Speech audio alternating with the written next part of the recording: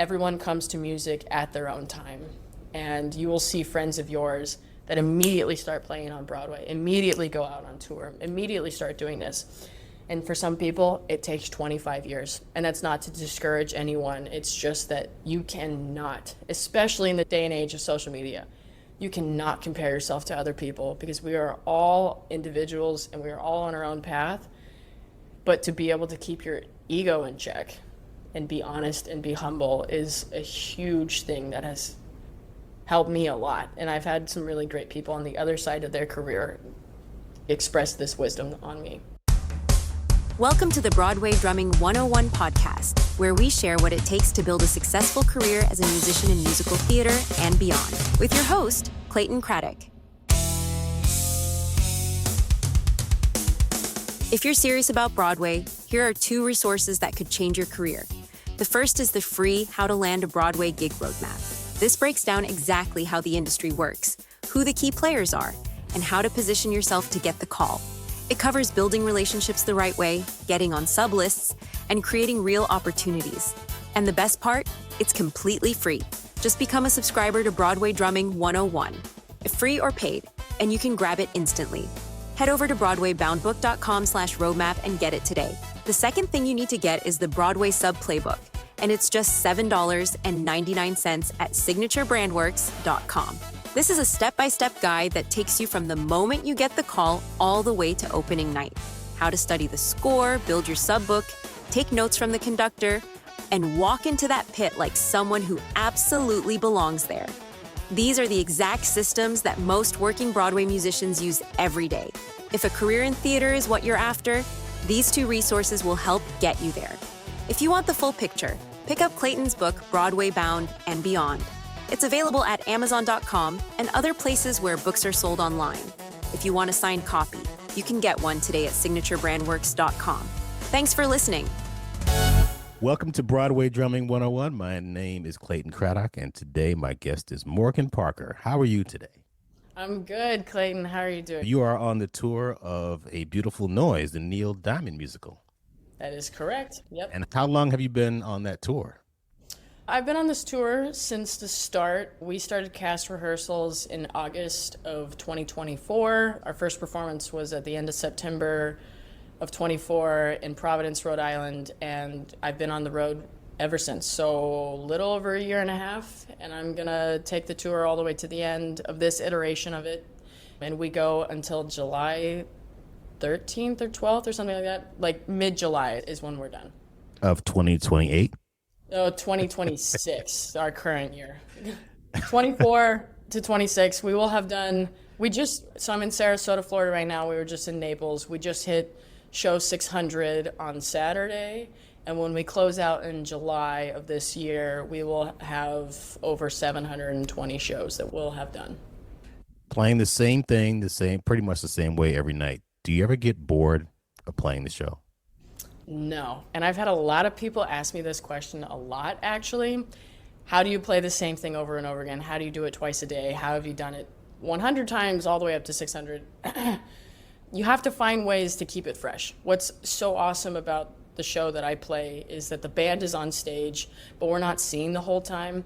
What's exciting about that is there is a part in Act 2 where the band is seen. We're revealed, and I get to see the audience, and that's super exciting. That's something that keeps it fresh every day, and especially every week when we're changing venues. And just other things, like I always find new things to listen to when I'm playing. I really like listening to guitar 2, or I really like the bass line in this spot, or I really want to line up with the percussion on this. And there was I gave myself a big challenge up front was I wanted to be able to play the show memorized, just because it is, when we're seen, we're part of Neil's band while he was touring back in his prime. And I wanted it to feel like you were going to a live experience, like a live show that Neil would have done. And, you know, when you see an artist like Neil or Lady Gaga or anybody that's toured or is presently touring, you see the musicians on stage and they don't necessarily have music stands and stand lights and conductor cams and all those things. Despite all of those other elements, I still wanted to try to make it interactive, so I challenged myself in that way. And that took, I think I did it within the first 100 shows, but even after that, in the last 500, I just try to find new things to listen to. And Something that's super exciting is when you stay with the show that long, there's usually cast turnover. And so there'll be a new vocal or a new sound that you hear, and any way to keep your brain fresh. And also, I'm a little bit of a freak. I play Sudoku while I'm playing the show. Sometimes I leave my book actually open and I am trying to figure out the number while I'm playing. But I try not to be on my phone too much and look at a screen, so I don't use the stand light. When we're in darkness, I sit in darkness, and when we're lit, I'm there. I just try to stay as present as possible. And then I tried other things, like I've seen some people read books during shows to try to keep their brain fresh, but like numbers make sense to me as a drummer, and so I love Sudoku, and I just go to a drugstore, grab up like a couple of those like paperback ones that are like $1, and I have a heyday while I play. That's like my exciting thing that keeps it fresh, is playing Sudoku. That's fascinating. Because like, you know the cue lines, you know when something's coming up, you know when you're about to play, or when the click's about to come in, you know all of those things. Like, especially your brain is so memorized, even like the choreography of picking up a brush, putting the stick here, grabbing a shaker, whatever it is, that if I just have a little number problem, it's like, how can I figure out where 9 goes? I don't know. There's something about it that just like, my brain is lit up when I do that kind of stuff. A while ago, I saw on Facebook somebody talking about how uncool and how un-rock and roll it is to be on stage with a music stand and music. When you were growing up and playing, were you someone who was growing up memorizing songs and learning that way, or was it more of a thing where you're in ensembles and you're looking at music? So, fun, interesting fact about me. I'm born and raised from a very small town in Kansas, but I've lived in New York for the last 6 years. Like, I definitely learned, and it was almost like a crutch, like the music made you safe, especially when you're a young kid and like performing in front of people for the first time. But memorizing things was always something super natural to me. Like, I could easily memorize what I had read. And so I was able to do both. And it wasn't until later did I start to understand like what it's like to just sit down and play and be able to conversate with other musicians while you play. But from the start, both of them, like reading and memorizing, I think I did both super naturally. So growing up in Kansas, Salina, Kansas? There's a Salina. Salina, California, but it's Salina, Kansas. Salina, Kansas. Yes, sir. Growing up playing pots and pans? Yes, that was actually, there's a funny story that my mom always likes to tell, is when you're in 5th grade in like small public school, and I had 30 kids in my graduating class, small public school. So the band program was small, and when you're in 5th grade, you get to go and pick out your instrument. And my brothers had played instruments, and I was like, oh, I think I might want to play the saxophone, but maybe the drums? And my mom was like, no, you need to play the drums. She knew, because when I was a kid, I would just always pull out her pots and pans and just bang on them. I loved dancing to music and just playing it over and over again. It was like I had tons of CDs and mixtapes and all those things. I was into it. So drums were just a natural thing that she was like, no, let's go this direction. Were there any drummers that you were listening to when you were young? Honestly, no. I did not have that kind of awareness when I was a kid. I didn't have that kind of music education either, where I was exposed to music in that way. I was exposed mostly in realms of artists. I listened to a lot of country music when I was a kid. I played a lot of Michael Jackson, so we listened to a lot of that. And Prince, she was a big fan of the 80s, so we did listen to a lot of that. I was a big fan of the Backstreet Boys. As a young kid, I had all their CDs, but it was more of the artist was what I knew. I actually didn't even connect. And it's funny, that's part of the reason why I love touring right now, and just being visible in the scene is because I didn't know that most of this was even possible when I was a kid. As a small kid from Kansas, I didn't think of being able to play for a living at all. Even in college, I went to college in Kansas. And it's just because there's not jobs out there in the Midwest. In order to sustainably provide for yourself and live on your own, you have to teach, which there's nothing wrong with teaching, but playing was my passion. And so that's what drew me to the East. I started going to New York as soon as I could to get in, start taking lessons from people and figuring it out, because I just knew that it wasn't enough there. Why not LA or Nashville or Chicago?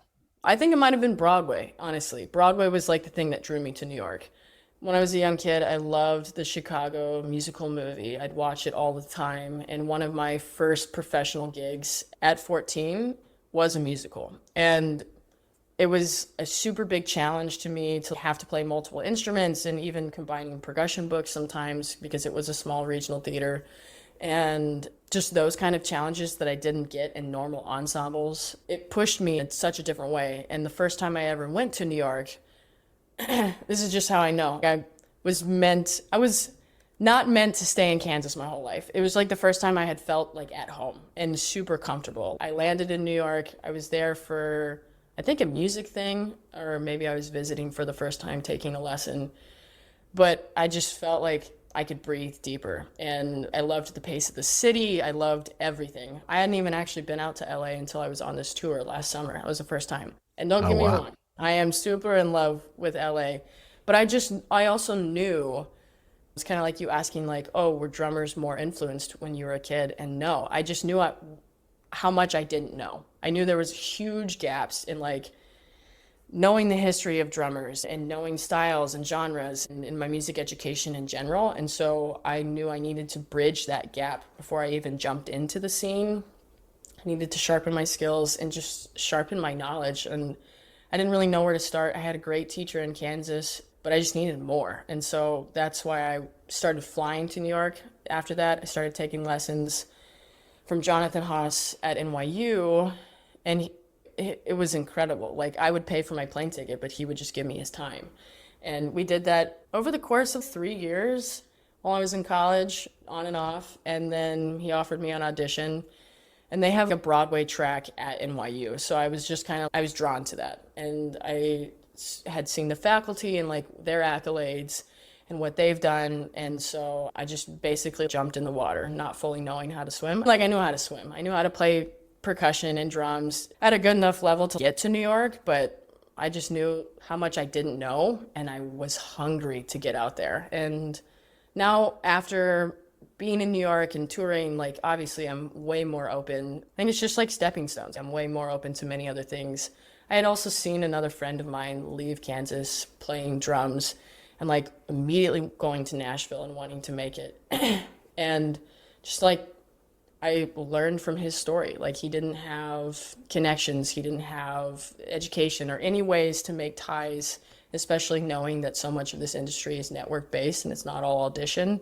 I just knew that I needed to know people and people needed to know me. Kind of like you finding me and reaching out and doing this. It's like, it's all of us just trying to get connected and help each other out. I interviewed Jonathan Haas on the podcast a while ago, and I reached back. He's a great guy. I reached back out to him because I finished my book, Nice. Broadway Bound and Beyond, A Musician's Guide to Building a Theater Career, now on Amazon.com. Plug that, baby. Yes, Get, and subscribe. get it. I love it. And just trying to work on finding out if he has a percussion seminar, the Broadway percussion seminar again. But anyway, he's a great guy. Oh, he's wonderful. Yeah, I told you. But as far as colleges are concerned, you chose to stay in Kansas to go to college to get your undergrad? Yeah.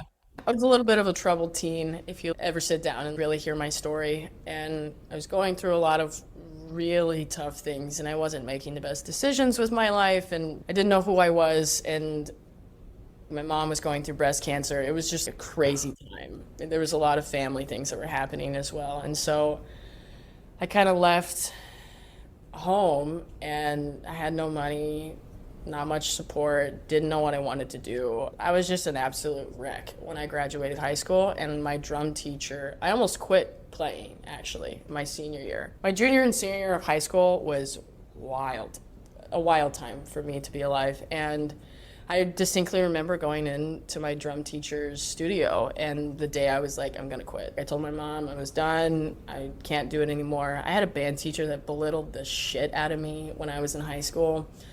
And music was the one thing that I had loved and I felt very connected to. And to be so frank, I was a freak living in Kansas. I'm so much of a rocker. I have tattoos. I'm queer.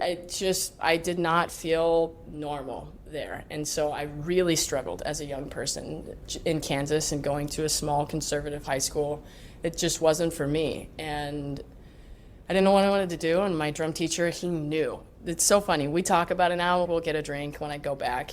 And he knew I was going to quit. And I was about to cry, and he just put his hand on my leg and was just like, let's do this exercise 3 more times. And he just kept me playing. And he convinced me to take an audition after my senior year to go to college. And he was like, just give it a year, and I promise I won't push you anymore. Just give it 1 year. And so I was like, okay. I didn't audition for any other schools.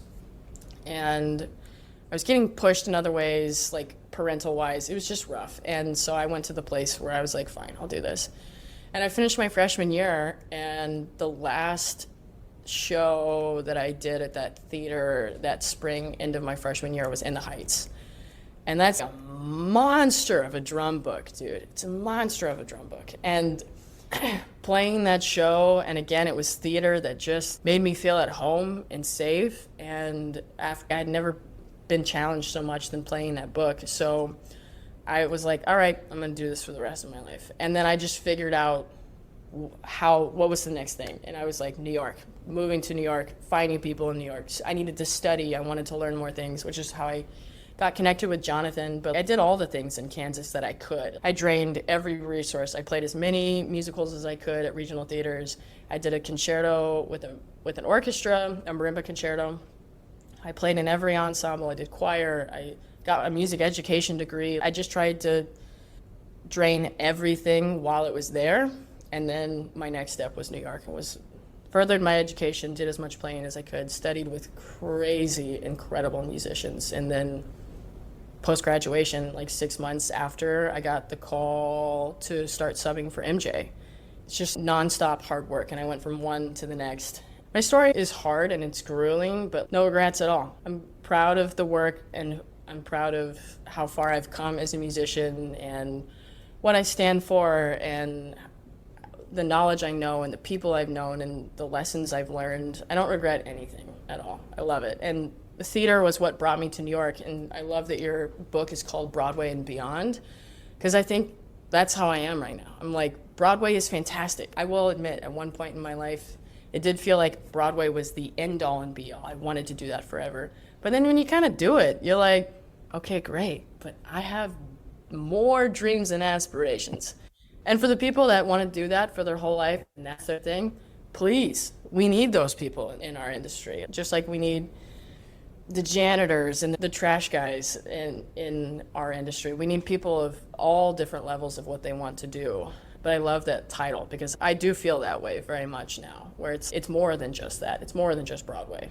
One of the reasons why I found you was after talking to you, right? Yes, talking to Jonathan Haas, looking at some people that recently graduated from their master's program, and your name was there. I was like, oh man, she seems very interesting. So I looked you up on Instagram, and yeah, obviously we know, everybody knows. We know, same circles. Then when you start digging down into how you got into New York and you subbing on certain shows, and Grant, and obviously you know Mariana, who was also on the podcast, and so was Grant, and so was Jonathan, and it's a small world. We all live in.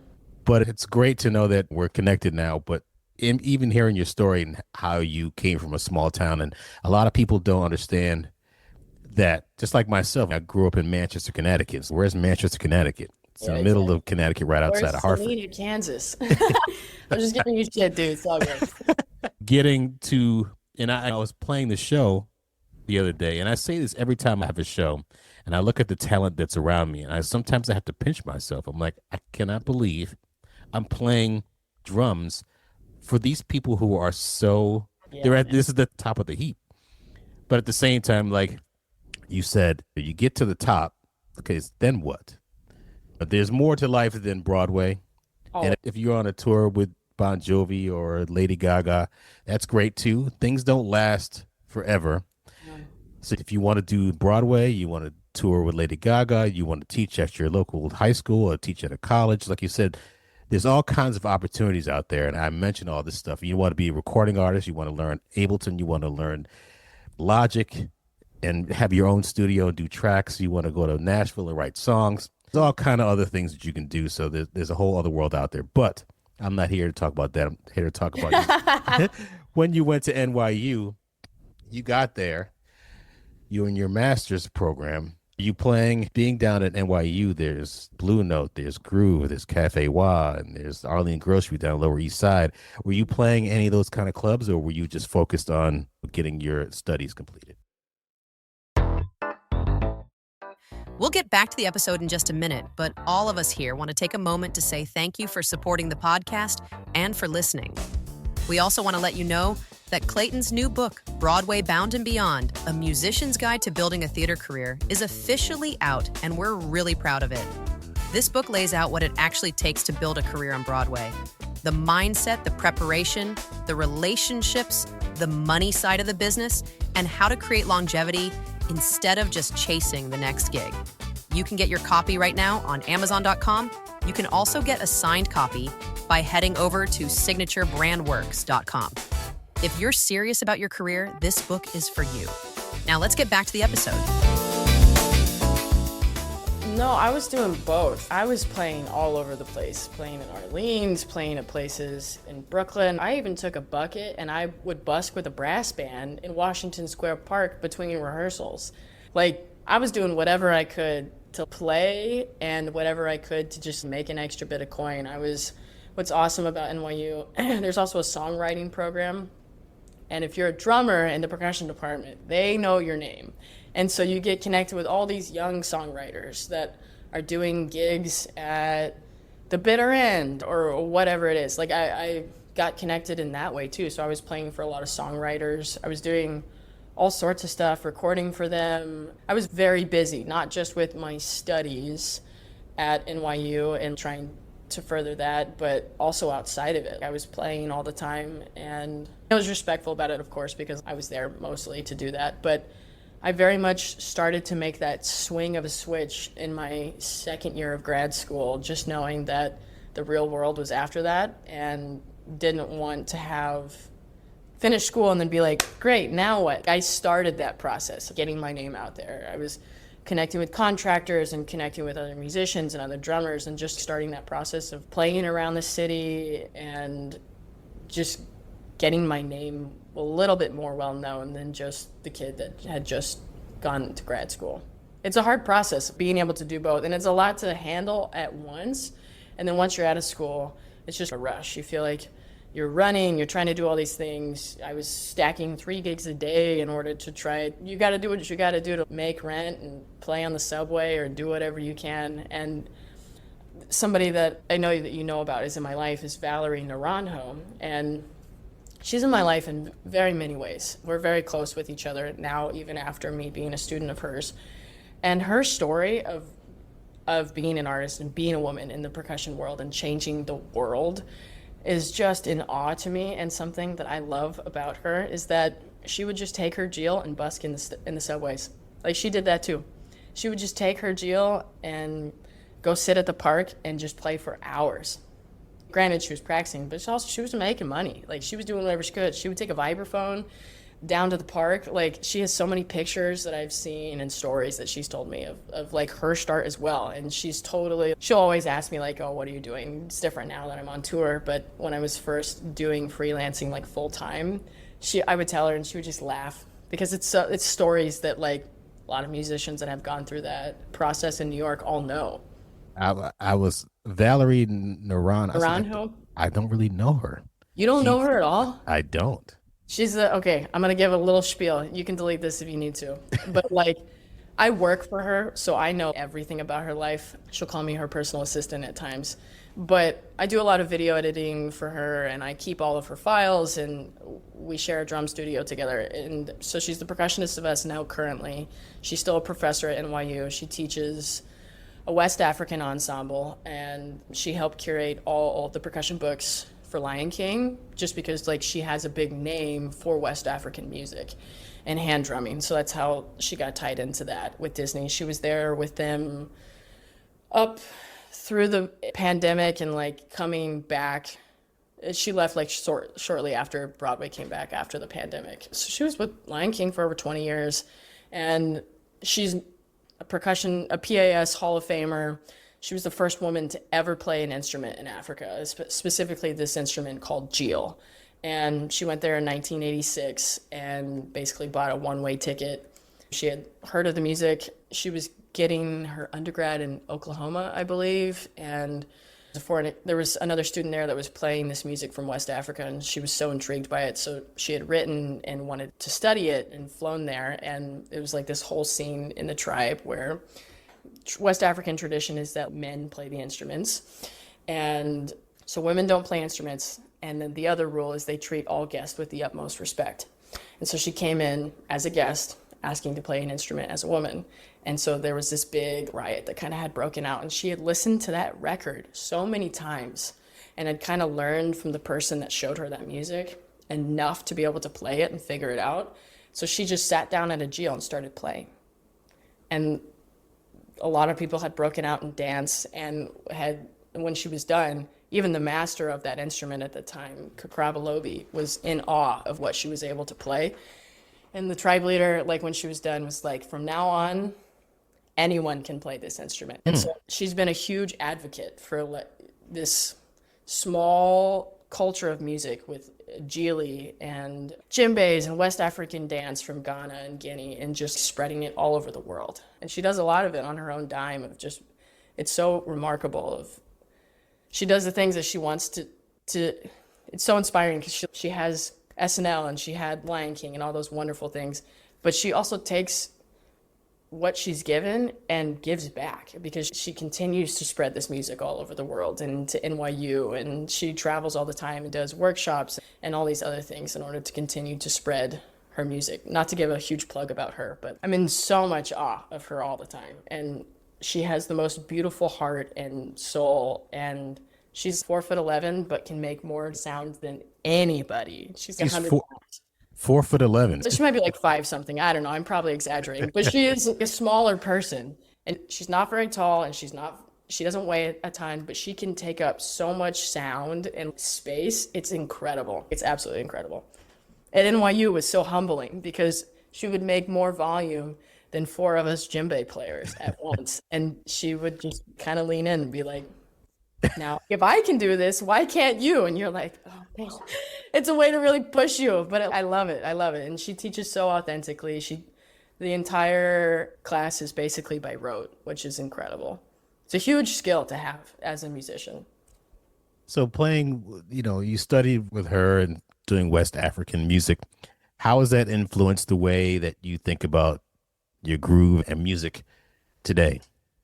Honestly, it's helped me in so many ways, because doing that music, it's, in my humble opinion, some of the most complex music, but so soulful, and the independence that you're given from it is incredible. Not only between your separate limbs, but it kind of splits your brain in half with like polyrhythms, and the person next to you might feel like they're in a different time meter than you, but you both have to line up for the dancers to be able to keep going. And it has broadened my brain and the complexity of being able to understand and take in so much other stimuli while you're doing what you're doing at the same time, which is a super hard skill to do. But as a drummer, it's so helpful to be able to hear guitar 2 left on the mix while you're listening to the singer right on the mix at the same time. It's a hard skill, but so much of what she teaches is so helpful in the real world. Her teaching rote is so great, because how many times have you been in a studio or in a rehearsal room and you have somebody walk up and you're like, I don't know, I think I'm feeling it a little more like Motown, and then you just have to know. Or yes, a choreographer can't quite sound or write out what they're thinking, but they'll be able to scat a rhythm, and you just being able to take that in and do it immediately back. Those are real skills, and they help you so much to be able to just be a little bit more successful, instead of, unfortunately, time is money in our industry, and in order to take more time to be able to write something down, so much of what Valerie teaches is so helpful in so many ways. After NYU, you subbed at MJ, or what was it, at MJ that you subbed? Yeah, MJ was my first Broadway show I subbed for, and I was also subbing for the Yiddish Fiddler when it came Okay. back post-pandemic at the same time. Peter, Peter, I subbed for Peter. There was like a weird, it was like doing a 6-week limited run or something at New World Stages. And I was subbing for him, and I was finishing learning the book for MJ at the same time. So I was subbing both of those shows. And then once that closed, I continued subbing for MJ in New York. I subbed for it on the road quite a bit later that summer. And it was like in the middle of that, I was doing some other regional theater stuff. I got the call to start subbing for A Beautiful Noise.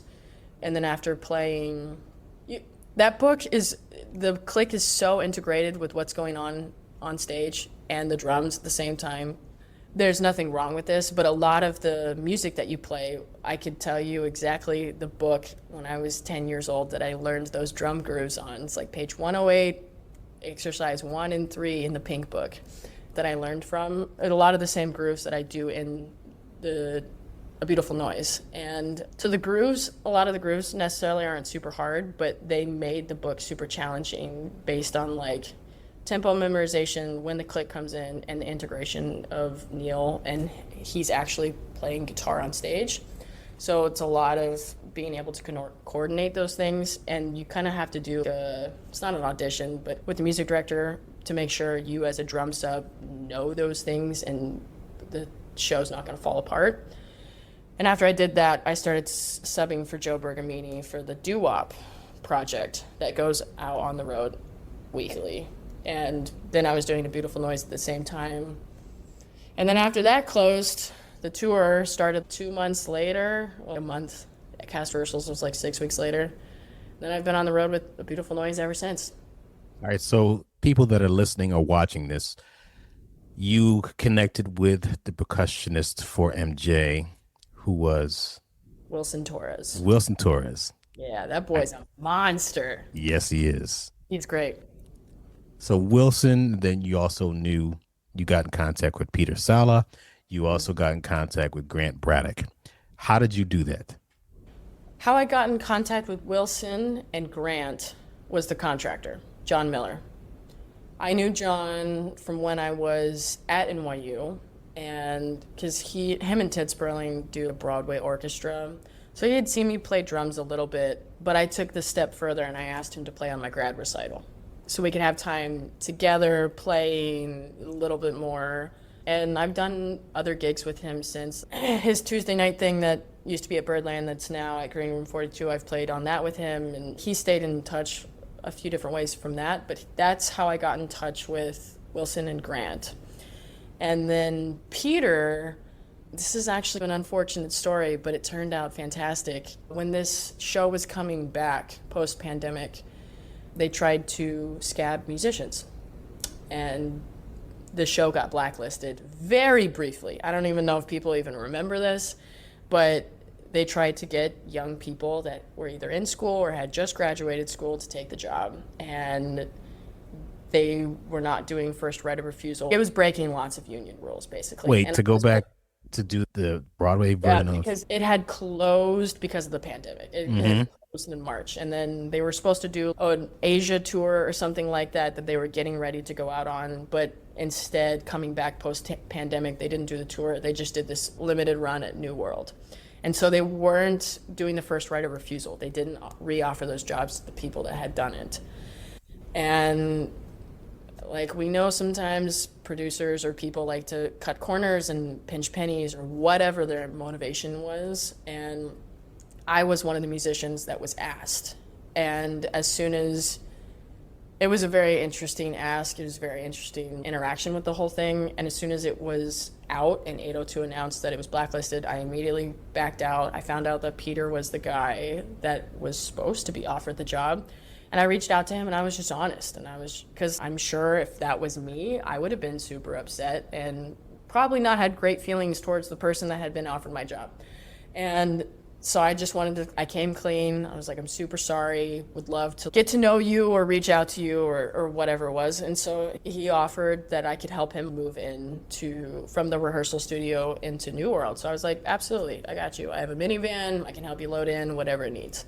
And so that was my connection, and he was gracious enough, and our interactions were good and calm and cordial, that he offered for me to sub for him. And I was like, great.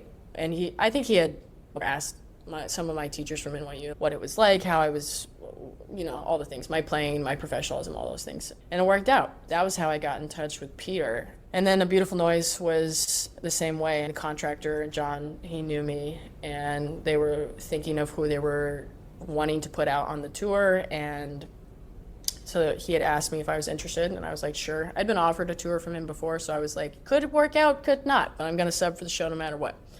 And then watching Grant play, did the whole thing, and yeah, that's how I got on that show. That's cool. Grant, another great musician, great person. So yeah, I saw him walking because he's on a new show right now, and I was hanging out on 44th Street near the Broadhurst, but they hadn't gone into the theater yet, so he was coming from his rehearsal for the new show on his way to the Lion King to sub there. Nice. He's like, man, kind of I got to still hustle, man. I got to still hustle. I'm still in the game. Let's do it. So you've done stage managing. Tell me about that. Yeah, so it's fun and interesting. I actually started this job when I was in grad school. There's another crazy New York story. I was trying to make money as a kid in school, and so I was schlepping stuff in and out of a percussion rental truck for cash on the side. And it was the first performance that the New York Pops and I don't even know if it was actually the New York Pops, but it was affiliated in some way. Post-COVID, Central Park summer, and our percussion rental company was the one that, and it also Jonathan runs that and owns that company. So it's all very tight-knit. And his company was on the job, so I got the call, did it, whatever. And my drum set teacher from NYU, James Saporito, is the principal percussionist for the show that I was doing. So he got it approved so I could watch him play the rehearsal after I helped him set it up.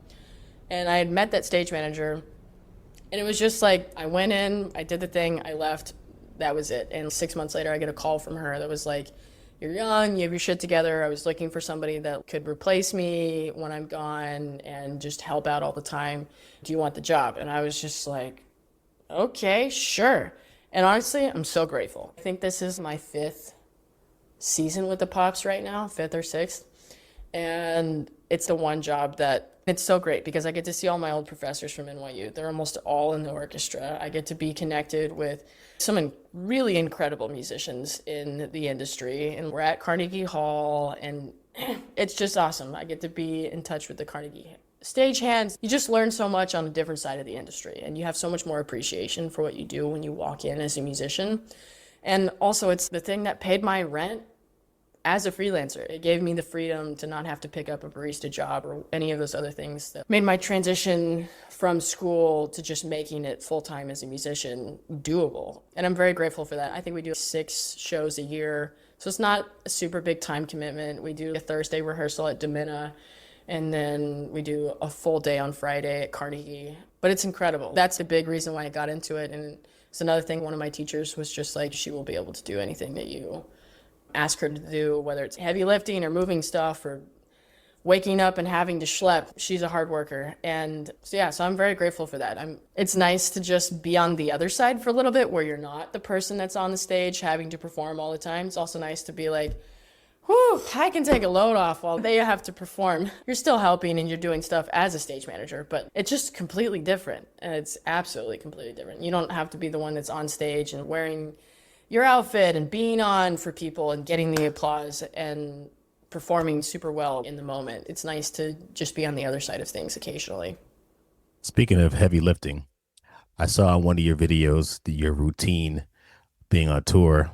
You do your workout and you eat, and then you have your coffee and you do your thing. But then I saw something that was interesting to me. You were laying down on your back doing PT. Oh my gosh, they're compression arms. What is that? Yeah, so have you ever seen compression legs that people wear? They're like boots for your legs. So they have the same thing but for your arms. And it's incredible. Like it pushes and pulls on your wrists and your elbows. It's kind of crazy and intense at first when you're first trying it out, and it can be a little hard to breathe because it's really squeezing you. But the relief, I'm a super big person on recovery and hydration, especially for the show that I play. It's super physically intense, and doing it as many times as we do it, like I said, We do a lot of 9-show weeks. We have a 9-show week. It's a lot to uphold and to be healthy. And on the road, you don't get subs like you do in New York, where you can be able to call out. And our cast, we travel with swings. So if a cast member is feeling ill, they can call out. But as a musician, you just don't have that on the road. And so you have to learn how to be super on top of your stuff all the time, whether it's physically, what you're eating, nutrition, PT. We're very fortunate that we travel with an incredible physical therapist. I recently found out that you can get an IV and it's super helpful for you as well. Cellular hydration and boosting your immune system. But going back to your original question of those arms, yeah, it does look super crazy, but they're compression arms. You can sit there for 15, 30 minutes and it just runs its cycle. It kind of pushes and presses and pulls on you, and it adds a lot of blood flow stimulation to that area of your body. And I have to think about that. Yeah, dude, it's incredible. Get into it.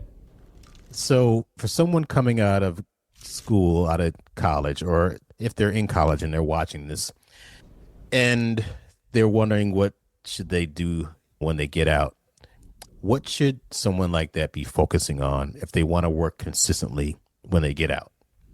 This is just advice that I have been given. If you're still in school and you have certain holes in your playing that you want to get better at, or you know that skills that you'll need before getting into the real world, just absolutely put your ego away, be humble, and face those fears, face the things that you're not able to do, because it will do nothing but hinder you once you get out. A huge thing is online presence, whether it's social media, whether it's a website or videos of you. I know that's something that I personally lack on and I'm very aware of. There's not a lot of videos of me playing that are out.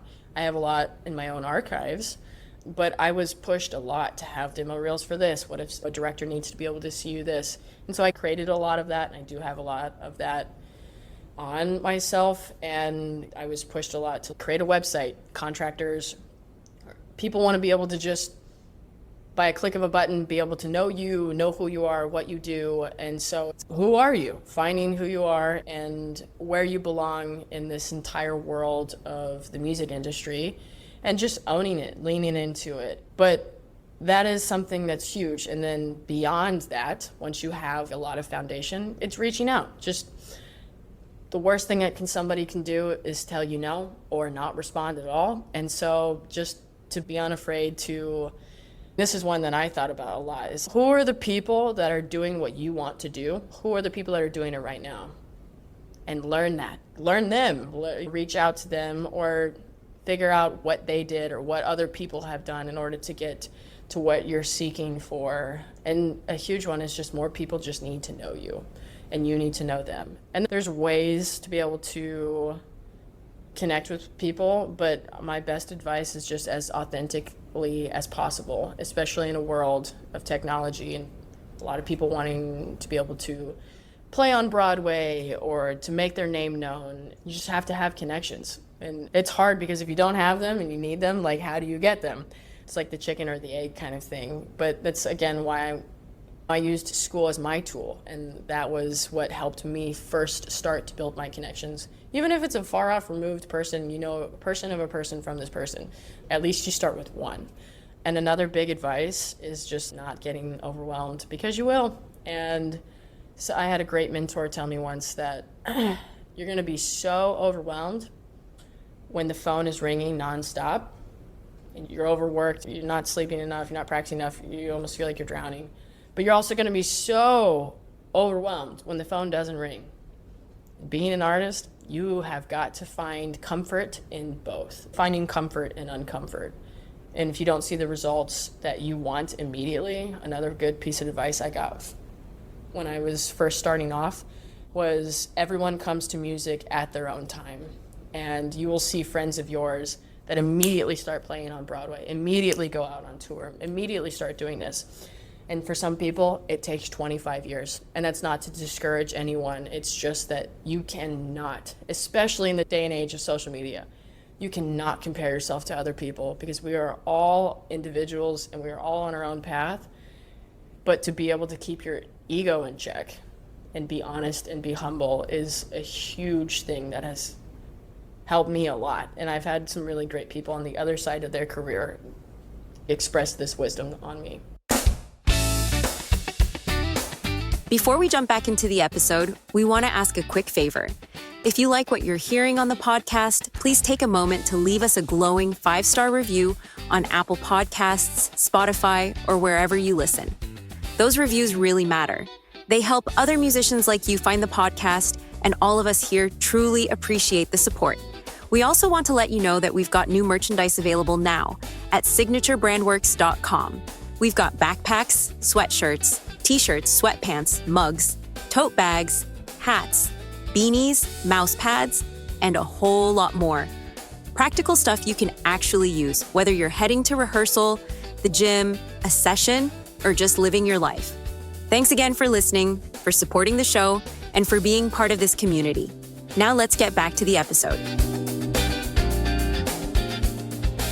What do you say, being comfortable with being uncomfortable? I say it in a very similar way. Good. I say you got to be comfortable with uncertainty.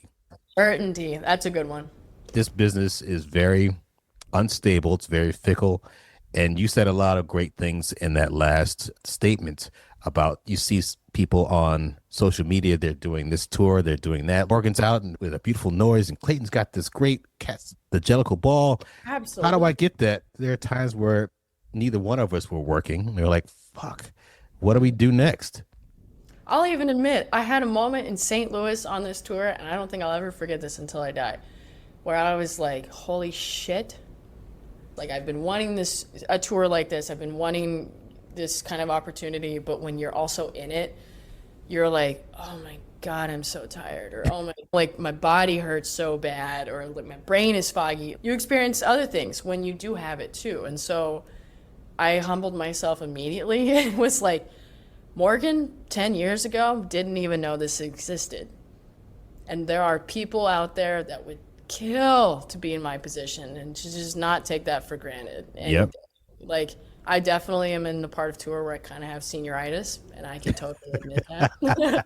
We're in Florida, and it feels like I'm on vacation, and I sit out in the sun every day, and I can only get myself to do that, go to the gym and go to the show, and that's okay. But I still, I stay as present as possible when I'm playing, because I know this time of my life will be over very soon. And as much as there are trials and tribulations when going through something like this, it's also absolutely incredible, and I love what I do and everything that comes with it. So, yeah. What is one thing that you would suggest to someone that they should not do when they're getting out of college or trying to get on this path of trying to be a success in musical theater or being a professional musician in general? If we're talking about Broadway specifically, a huge part of getting into the Broadway scene is subbing. Subbing is a huge part of our industry. And one thing that I will plug so positively about Grant Braddock is he has such a love and appreciation for subs, because he is still one, like you just said. He's still going to Lion King, but that he was one at one time. And just because you have a chair at some point in your life doesn't mean that you can't appreciate subs. I have subs that come out for me, and I'm so grateful for them. But in the terms of subbing, when you are first starting to sub, it's like there's so much to go in and go out. And as much as it's a big moment for you, you have to remember that you are just a sub. And as much as people want to hear Morgan Parker play drums, like when I was subbing for Grant, granted, they weren't even there for Grant. They're there to hear the guy sound like he's singing Neil Diamond. And just knowing your place in that, just taking a step back from your ego. And I think a huge one that I wish I was told this is learn who you are subbing for. I feel like that is something that can kind of easily push people around in negative ways that can come back and maybe bite them, because who you're subbing for is different from who you're going to sub for on that show. And learning the do's and don'ts of that person, I think, is super big, especially, I just talked about this with social media. Some people are really post happy, and that is great. I despise social media, and I have a hard time posting, and I am about to start paying somebody to just do it for me because I struggle with that. And there sometimes is so much power in silence and just word of mouth, people knowing it once and then being able to post about it. But just social media can be a big one to bite you in the butt, especially if somebody you're subbing for. I've known some shareholders that have a no social media policy, and that's okay. Or some shareholders that don't want you to touch anything except the throne. Throne, you can lower and higher. And you don't realize that if you change the snare drum, that might not get you a call back. That could be crazy, but if those are that person's rules, unfortunately, you don't want to be on somebody's bad. You just want to be there to support them and keep the show running while they are taking time off to rest or do something else. And truly just knowing your place as a sub. But you're truly just there to fulfill and sound like the person that you're subbing for, which I think can sometimes also get misconstrued. But yeah, that would probably be my biggest advice. Do's and don'ts of subbing. Being honest is a huge one. I have so much respect. I know this drummer, I won't name names or the show, but they went to go watch and sub for the show. And they watched the drum book and they afterwards actually told the shareholder, I think that this is actually out of my realm for the time that I have and the skills that I have in this genre at this moment. And I think it'd be better if I didn't sub for this. I think that is huge. So much respect for that person. Honesty, a big one. Most of the drummers that I've talked to that have subbed at Wicked said that is the most difficult book they've ever tried to do. And I watched Matt Vanderin play and I was like, yeah, I get it. I would never want to try to sub on that. I kind of that way about Hamilton a little bit, where it's like, and it's truly just because like when it comes from being on there that long and the name that it has and the draw that some of the people have and going to sub in that, and because something that's huge, I felt this on MJ. Every time I went back on MJ, even if it was like 3 days or if I didn't get the call for 3 weeks, I could feel that band get better every night that I went in. It was fun because it challenged you to rise to the occasion every show. But holding that, especially for a big name like Wicked, and after the movie, how it was so successful, yeah, I'm not being like, I need to play Wicked. It comes with a lot of extra things doing a show like that. And my biggest thing that I have learned to love, I love my playing speaking for itself. And I think Valerie was a big person that showed me that. I love it when I load into a venue, like today in Sarasota. Oh my God, some of those guys on the local crew had a staring problem. And usually I don't care about that. It doesn't bother me at all. But with the bandstand on stage, I'm there with the whole crew while I'm loading in before everyone else in the cast and band comes. And the amount of people that have been so shocked to be like, you're the one that's going to play drums for that. And I love just letting playing speak for itself. To never judge a book, because I can play super soft, but woo, I can also really beat the shit out of some drums. Yes, you can. Yes, you can. I feel the same way about certain things. It's like you walk into a certain situation. This guy is going to be this person. When you're looking at a woman, she can do this. Bro, it's like watch me. Muscle Shoals. Muscle Shoals is so iconic to me because a lot of those guys in the studio were white. Yes. Had so much soul. That's why I love playing for the MJ band, because I get to lean into that soulfulness that I just don't always get to do. But I love being able to hang in those situations because it's just don't judge the book by its covers. People got soul. Yeah, that whole thing when I found out how many Land of a Thousand Dances, I think the Wilson Pickett song and Aretha Franklin stuff, I'm like, yeah, these are all white people. Stuff is crazy. Does it matter what you look and again, the whole interesting thing again. You also said you don't like doing the social media thing. I found that fascinating for you too. It's usually young people, just everything is on social media. And I don't like putting up stuff of myself because I don't necessarily always like the way I look when I play. When I was on the rock orchestra thing, I was twirling sticks and it was cool. But I don't do that in the pit. And when I'm playing in the pit, I'm not trying to lift my arms up. I'm just trying to hit the cymbals. Yeah. So if I'm taking a video of myself in the pit, it looks boring to me, but I sound good. Yeah, you do. So it's like, it's a different game. Broadway is such a different game. It's a totally different side of the industry and just a different niche of being a musician, because it's like, how consistent and fresh can you be 600 times? Yes. Like, how can you bring Yes. something new every day and still give somebody that has gone to theater for the first time ever in their life a life-changing experience? Times when I'm in a show and I'm like, I'm foggy or I don't even know what's going on in my brain, it's hard for me to be present. I try to remember the fact that I may not remember this show, but a lot of people in those seats are going to remember this. It'll be Right. like the biggest thing for the year or the 5 years or whatever it is. Yeah, it's a very humbling experience if you know what's happening. Again, $200 tickets, man. That adds up. Some of ours have gone way higher. Really? Like resales, like especially in the places where our guy that plays Neil, like he won American Idol in 2015. So we were in Connecticut, they were selling for $800 because that's where he's from. And so huge pull. We sold out and 9 shows. Where can people find you on social media? It's time for my plug. Morgan Parker NYC. That's my Instagram. I'm about to, I think, make a TikTok, but that's my brand period. Morgan Parker NYC. That's my website. That's my Instagram. That's my YouTube. Nice. Sure, I'll probably make that into a TikTok or whatever it is. Because like I said, I'm not big into social media, but you're about to see probably quite a bit more coming from me just because I'm getting help from some people. Yeah, I hear you on that. Getting help because posting all the time is exhausting. Yeah, dude, I tried it and I know it's so helpful, and especially touring while I have this exposure, it's like a great time to take advantage of it. But I just want to focus on playing. And if it's like, I learned this, I come from good old, I don't even know what the right phrase is, but basically like I can do it myself kind of mentality. Just grew up poor and small Kansas, and so you learn to just do everything. But later in life, I'm like, but why? Because if I don't want to put time and effort, and it's like such a strain on me, and I just want to focus on playing, I'd rather do that. And also being on tour, I feel like I'm my own travel agent, so I'm working 2 full-time jobs here. So having a little help on something that I'm not very good at, but I know is helpful for me, is something I'm focusing on. All right, Morgan Parker NYC. Any other things you're working on musically, or just focusing right now on the tour?